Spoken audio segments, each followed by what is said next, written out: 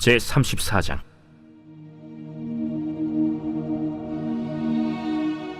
레아가 야곱에게 낳은 딸 디나가 그 땅의 딸들을 보러 나갔더니 히위 족속 중 하몰의 아들 그 땅의 주장 세겜이 그를 보고 끌어들여 강간하여 욕되게 하고, 그 마음이 깊이 야곱의 딸 디나에게 연연하며 그 소녀를 사랑하여 그의 마음을 말로 위로하고 그의 아버지 하몰에게 청하여 이르되, 이 소녀를 내 아내로 얻게 하여 주소서.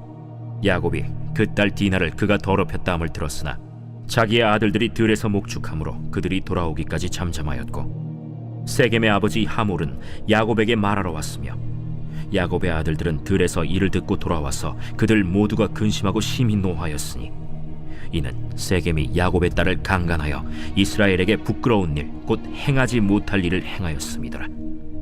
하몰이 그들에게 이르되, 내 아들 세겜이 마음으로 너희 딸을 연연하여 하니 원하건대 그를 세겜에게 주어 아내로 삼게 하라. 너희가 우리와 통혼하여 너희 딸을 우리에게 주며 우리 딸을 너희가 데려가고 너희가 우리와 함께 거주하되 땅이 너희 앞에 있으니 여기 머물러 매매하며 여기서 기업을 얻으라. 세겜도 디나의 아버지와 그의 남자 형제들에게 이르되, 나로 너희에게 은혜를 입게 하라. 너희가 내게 말하는 것은 내가 다 주리니 이 소녀만 내게 주어 아내가 되게 하라. 아무리 큰 혼수와 예물을 청할지라도 너희가 내게 말한 대로 주리라. 야곱의 아들들이 세겜과 그의 아버지 하몰에게 속여 대답하였으니 이는 세겜이 그 누이 디나를 더럽혔음이라. 야곱의 아들들이 그들에게 말하되, 우리는 그리하지 못하겠노라. 할례 받지 아니한 사람에게 우리 누이를 줄 수 없노니 이는 우리의 수치가 됨이니라. 그런즉 이같이 하면 너희에게 허락하리라. 만일 너희 중 남자가 다 할례를 받고 우리 같이 되면 우리 딸을 너희에게 주며 너희 딸을 우리가 데려오며 너희와 함께 거주하여 한 민족이 되려니와, 너희가 만일 우리 말을 듣지 아니하고 할례를 받지 아니하면 우리는 곧 우리 딸을 데리고 가리라. 그들의 말을 하몰과 그의 아들 세겜이 좋게 여기므로 이 소년이 그 일 행하기를 지체하지 아니하였으니, 그가 야곱의 딸을 사랑함이며 그는 그의 아버지 집에서 가장 존귀하였더라. 하몰과 그의 아들 세겜이 그들의 성읍 문에 이르러 그들의 성읍 사람들에게 말하여 이르되, 이 사람들은 우리와 친목하고 이 땅은 넓어 그들을 용납할 만하니 그들이 여기서 거주하며 매매하게 하고 우리가 그들의 딸들을 아내로 데려오고 우리 딸들도 그들에게 주자.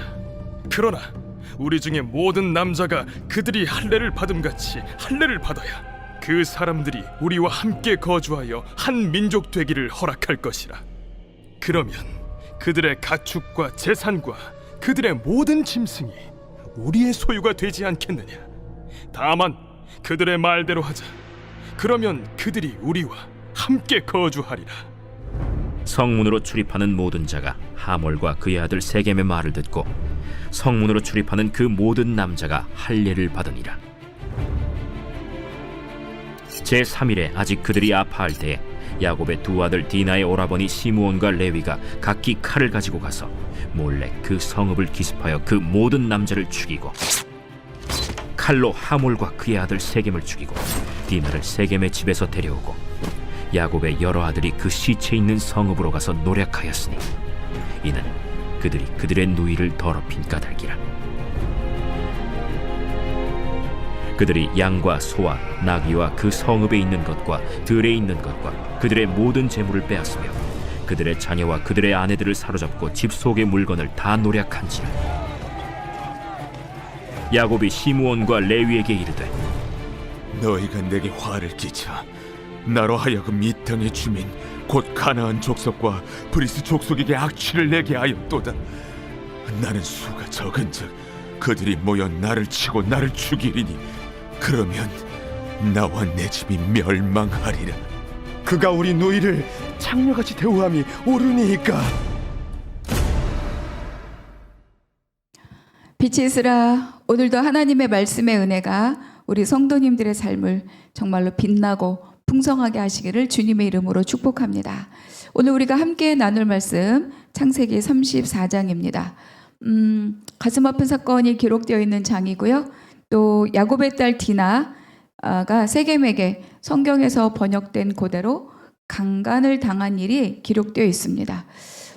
그 고대 사회에서뿐만 아니라 요즘 시대에도 이런 뉴스를 보면 이런 폭력이 굉장히 빈번하게 자주 일어나고 있다는 것을 우린 잘 압니다. 또 더군다나 어떤 전쟁 중에 있는 국가라든지 아니면 어떤 종교적인 관습에 의해서 굉장히 이런 사건들이 안타깝게도 많이 벌어지고 있는 것이 사실은 현실입니다. 그러니까 우리나라에서도 이런 이제 성폭력에 대한 그런 통계가 있나? 그런 일들이 어느 정도나 많이 일어날까? 이런 생각으로 한번 검색을 해봤더니 아주 놀라운 결과가 나왔습니다. 우리나라 여성의 2022년 자료인데 우리나라 여성 중 10명 가운데 4명이 평생에 한 번 이상 이런 폭력에 노출된 경험이 있다. 이렇게 통계가 나왔습니다. 진짜 놀랍지 않습니까? 그리고 디지털 성폭력 범죄가 30%대로 올라섰고 또 친밀한 관계에서 벌어지는 폭력 범죄, 소위 말하는 데이트 폭력 이런 것들이 점점 늘어나고 있는데 실제로 이런 걸로 경찰에 붙잡힌 가해자 비율이 계속 늘고 있고 그런 사람이 거의 한 1만 명 이상이다. 이런 통계가 있었습니다.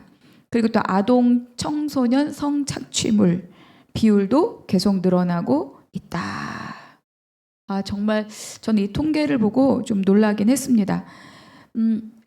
새벽 말씀 시간에 나누기도 좀 껄끄럽고 또 듣기도 좀 불편한 이야기일 수도 있지만 사실 이런 폭력이 계속 늘어나는 그런 사회 속에서 우리가 살고 있다. 그렇기 때문에 내 주변에 또 이런 일이 실질적으로 없다고 해서 우리가 이런 일들에 대해서 너무 무심히 생각하지 않고 우리가 무언가 영적인 긴장감을 갖고 살아야 되겠다 이런 마음이 좀 들었고요. 그리고 또 분명한 것은 어떤 경우에도 이런 정말로 인간 자체를 모욕하는 이런 폭력은 어떤 경우에도 합리화되거나 정당화될 수 없다. 이런 생각들을 다시 한번 좀 해보면서 오늘 말씀을 시작하게 되었습니다. 사실 오늘 본문에서 디나가 겪은 이 사건은 이 본문의 시작이기는 했지만 아주 직접적으로 이 디나의 행실을 다루지는 않습니다. 오히려 오늘 본문 안에서는 사건 이후에 여러 가지 형태로 사람들의 이기심과 또 탐욕과 비겁함과 그리고 사람에 대한 존중함이 없는 무례함, 오히려 이런 것들이 더 많이 드러나고 있는 본문이다. 이렇게 보여집니다. 1절과 2절 레아가 야곱에게 낳은 딸 디나가 그 땅의 딸들을 보러 나갔더니 히위 족속 중 하몰의 아들 그 땅의 추장 세겜이 그를 보고 끌어들여 강간하여 욕되게 하고 야곱이 이제 하나님의 은혜로 밧단 아람을 떠날 때 하나님 말씀하신 목적지는 어디였습니까? 그렇죠. 바로 베델이었습니다. 그러나 이 야곱은 에서와 헤어진 후에 잠시 숲곳을 거쳐서 이제 세겜에 머물렀고 이곳에 완전히 정착할 것처럼 땅도 사고 그러면서 이곳에 머물고 있었습니다. 그러다가 이 정말로 끔찍한 사건이 발생하는 거죠. 그러니까 야곱의 가정은 이 세겜 사람들, 이 성읍 사람들이 보기엔 어때요? 이방인이고 외지인입니다. 그러니까 굉장히 그들 눈에 많이 띄었을 거예요. 그러니까 혈적으로 묶여 살던 그들끼리 힘을 모아 살던 이 고대 사회에서 여성이 혼자 다른 혈족의 성읍 그리고 그 마을에 방문한다는 것은 사실은 굉장히 위험한 일입니다. 그래서 성경 오늘 그 본문 중에 그 땅의 딸들이라는 표현 속에서 이 디나의 행동이 굉장히 부적절했다는 것을 우리에게 암시해 주는 거죠. 그러니까 하나님의 사람들은 어떤 환경, 어떤 상황에 처했다 할지라도 반드시 구별된 그리고 누군가 접촉하는 것에 대한 경계심을 갖고 살아야 됩니다. 그리고 또 하나 우리가 생각해야 볼 것은 뭐냐?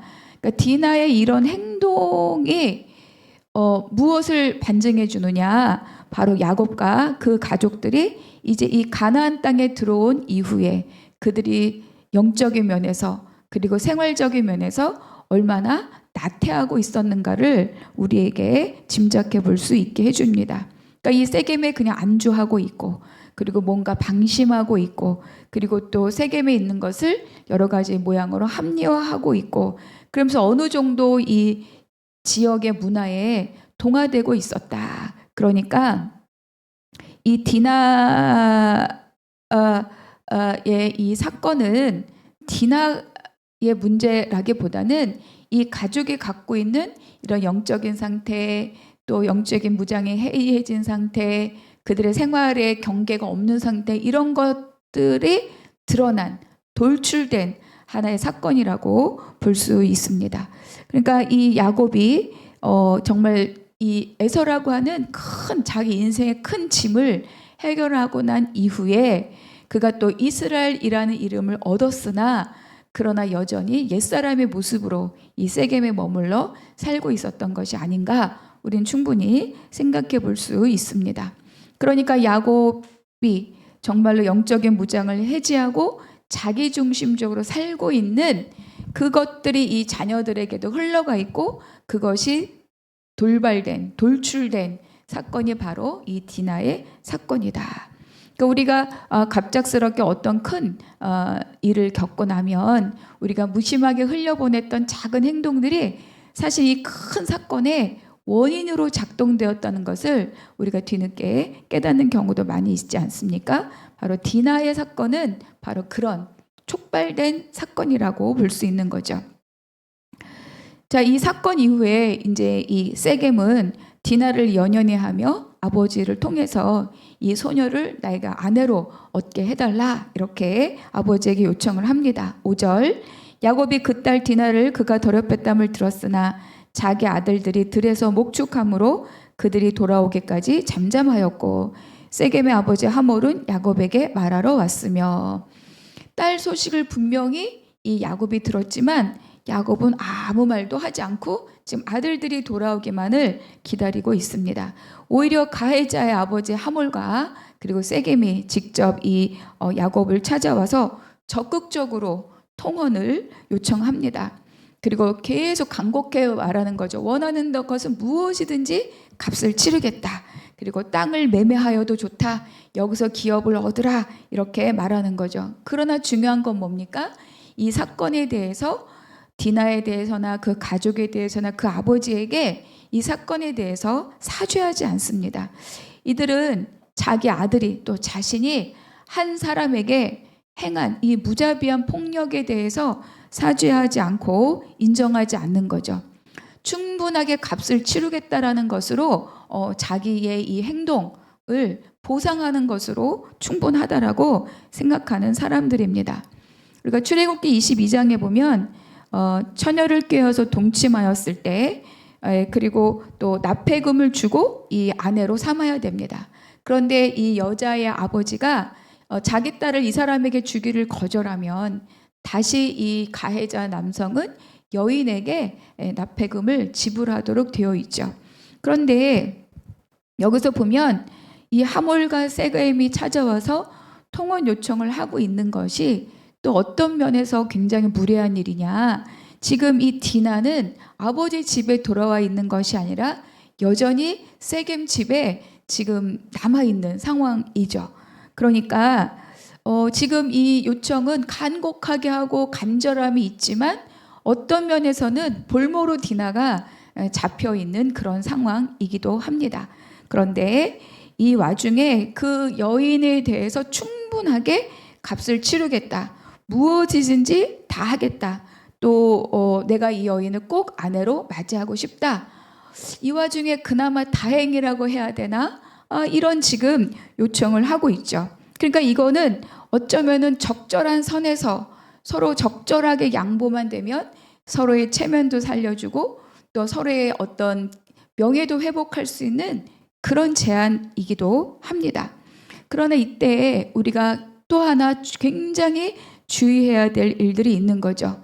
그러니까 야곱이 어떤 사람입니까? 하나님이 야곱에게 무엇을 주셨습니까? 하나님께서 야곱에게 하나님의 씨와 통치권의 복을 주셨죠. 그러니까 이 가정, 이 야곱과 그 아들들, 이 가문은 하나님의 구속사의 물줄기를 갖고 그 흐름을 갖고 통치권과 씨의 약속을 가진 사람들입니다. 그러니까 우리 9절에서 통원한다. 너희의 딸을 우리에게, 우리의 딸을 너희에게, 이렇게 통원한다는 것은 단순한 일이 아니에요. 무엇을 의미하느냐?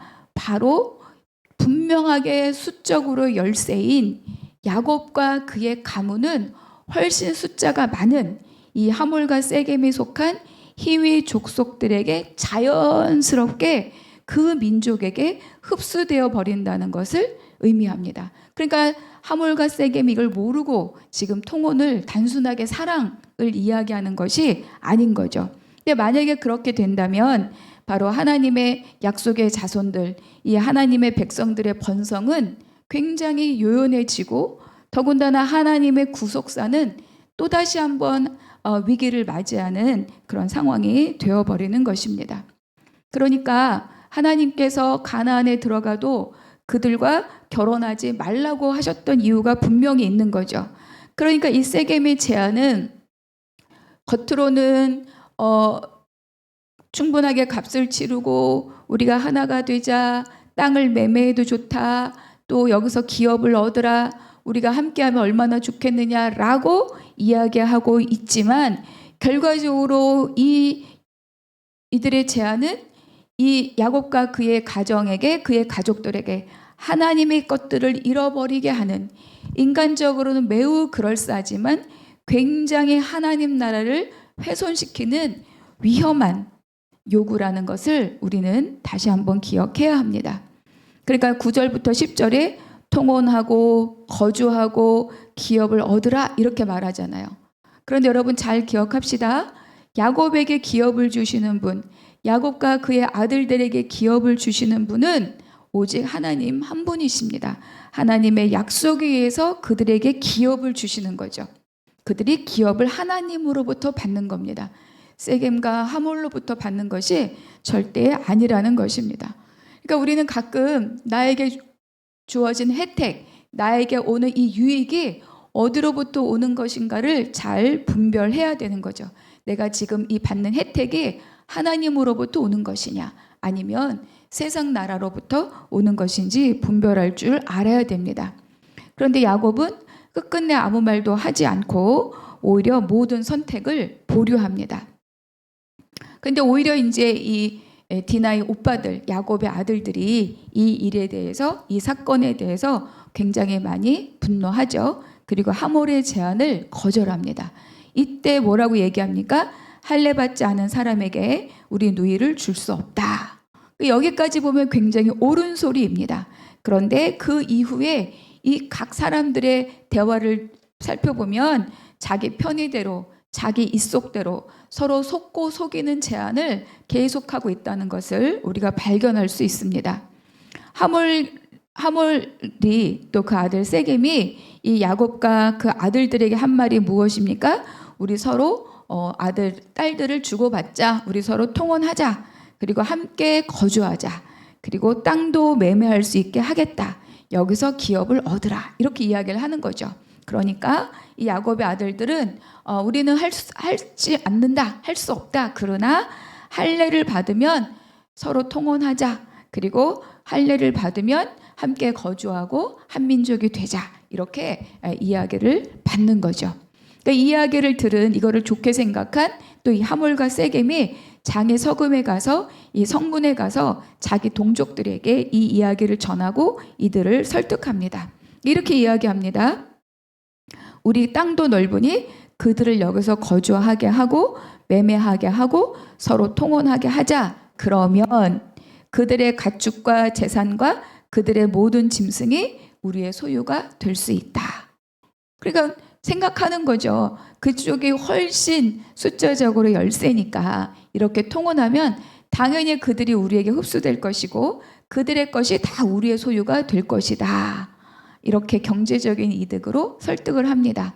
그러면서 조건이 뭐였어요?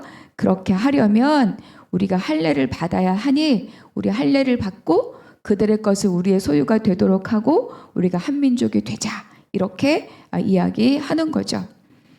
그러니까 야곱의 아들들의 할례도 사실은 정말 할례를 통원하려고 하는 것이 아니라 이것도 그들의 속임수였고, 또 하몰과 그의 아들 세겜도 오직 세겜의 사랑을 이루어주기 위해서 이렇게 하고 있다는 게 아니라는 거죠. 그들의 속셈은 어차피 야곱의 가족은 소수이니 자연스럽게 이들을 자기 수하로 흡수시키고 또 그들의 재산을 다 차지할 속셈을 갖고 제안했다는 것을 알 수 있습니다. 그런데 또 신기한 것은 자기 동족에게는 이런 경제적인 이익을 명분 삼아서 이 경제적 이득을 부각시켜서 할례를 받자라고 하고 그들로부터 할례의 동의를 구하기는 하지만, 그러나 기업에 대한 이야기는 하지 않아요. 그건 뭐냐? 땅의 소유권이 넘어가고 또 이렇게 땅에 관련된 소유권의 문제는 다른 문제이기 때문에 기업에 대한 이야기는 자기 동족들에게도 하지 않습니다. 그러니까 하몰은 또 역시 할례를 받는 것을 동의를 쉽게 할 수 있는 조건만 지금 자기 동족들에게 제안하고 있다는 것을 우리는 여기서 알 수 있는 거죠. 그러니까 다 자기 유익을 꾀하기 위해서 지금 이렇게 이쪽에서는 이런 이야기, 저쪽 가면 저런 이야기를 다 속고 속이면서 지금 이 이야기가 진행되고 있다는 겁니다. 모두가 다 자기의 욕심, 자기의 세속적인 동기를 갖고 이 사건을 맞이하고 있다. 그러니까 자존심, 체면 또는 어떤 그 경제적인 이득, 이런 관점으로 이 사건을 바라보고 있다는 것을 우리가 알 수 있습니다. 참, 한 사람의 고통은 지금 아무도 돌아보지 않아요. 여러분, 할례는 우리가 잘 알고 있는 것처럼 할례가 무엇입니까? 하나님과의 계약의 표식이 바로 이 할례입니다. 사실은 이제 할례는 이스라엘 백성들만 행하는 것이 아니에요. 할례를 행하는 다른 족속들도 많이 있습니다. 그러나 이스라엘 백성에게 있어서의 할례는 오직 하나님과의 관계 안에서만 의미를 갖게 되는 거죠. 그런데도 이들에게 하나님과 상관없이 할례를 요구하고 있는 이 바로 이 야곱의 아들들의 모습을 우리가 볼 수 있습니다. 그리고 또 이 하몰과 세겜이 속해 있는 이 히위 족속, 이 히위 족속은 가나안의 여러 족속 중에서 할례를 행하지 않는 그런 족속 중에 하나입니다. 그러니까 야곱의 아들들은 이 언약 백성의 표식을 복수로 사용하려고 하고, 하몰과 그의 아들들은 이 할례를 받자고 동족들을 설득하면서 경제적인 이득을 취하려고 하는 겁니다.